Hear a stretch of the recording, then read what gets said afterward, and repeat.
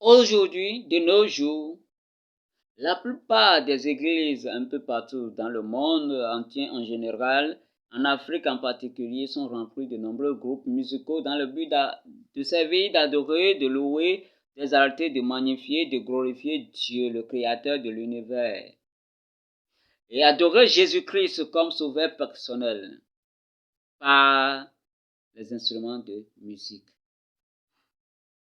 Or, cette musique dite gospel est son sens dans la spiritualité, un pouvoir mystérieux que beaucoup des adorateurs, certains des adorateurs ne le savent pas encore. Pourquoi? Parce que ils sont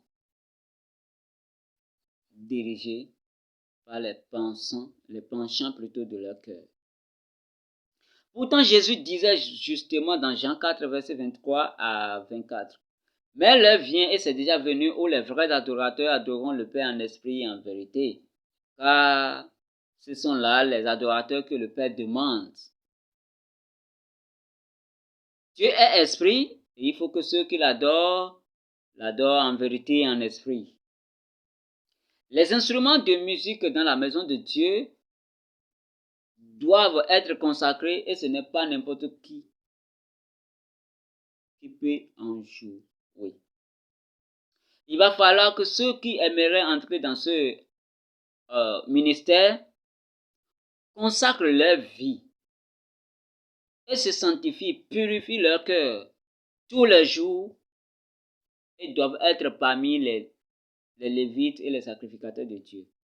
Car c'est eux que Dieu a choisis pour la louange et l'adoration.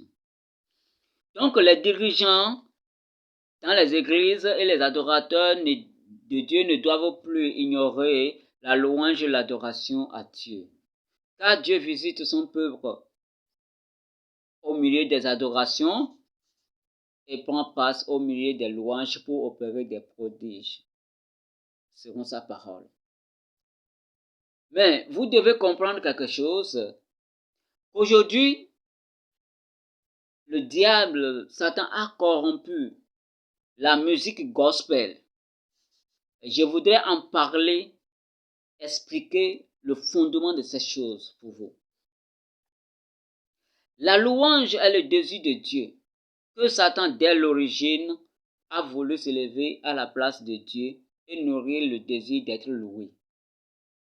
De par sa nature même, Lucifer est un être jaloux de l'homme qui sert Dieu ainsi que lui-même.